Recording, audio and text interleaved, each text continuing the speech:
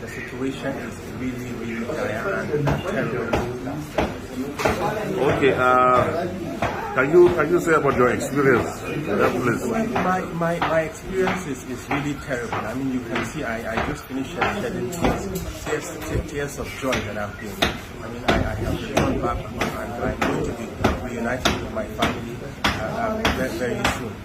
Now, quite frankly, it's not the experience I've been through in the last 4 months is not something I would like even my enemy to go through.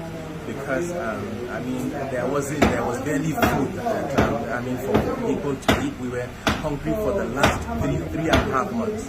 I mean, we were quite surprised in the last 2 weeks. We actually, I mean, they started bringing food stuff that we ate, and we were actually okay in the last 2 weeks. But then for the first 3.5 months, we were actually very, very, very hungry. And when I say very hungry, this is an understatement. I mean, there were days that we go, I mean, just eating once. We ate once on certain days.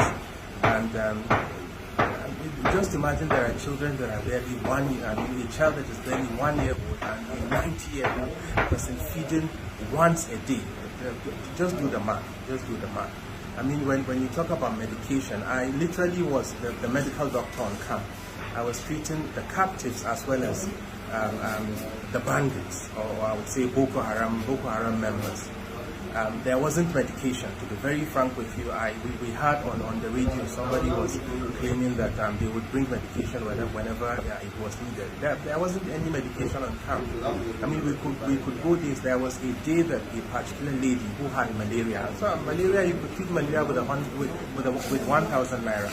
But this lady literally was going into coma because there wasn't medication for her. I mean, there wasn't medication for her malaria.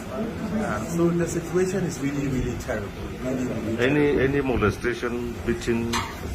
Well, I personally did not experience any molestation, but then some women on camp would claim that there were attempts at molestation. But I personally did not experience this, and this happened in the first 1 to 2 weeks after we were held captive. Your final advice to the federal government regarding the condition of the remaining captives? Well, I would like to call on the government to do whatever is necessary to rescue these people, because these people are in a very terrible situation, very terrible. They're very hungry. There is no medication. I mean, when we left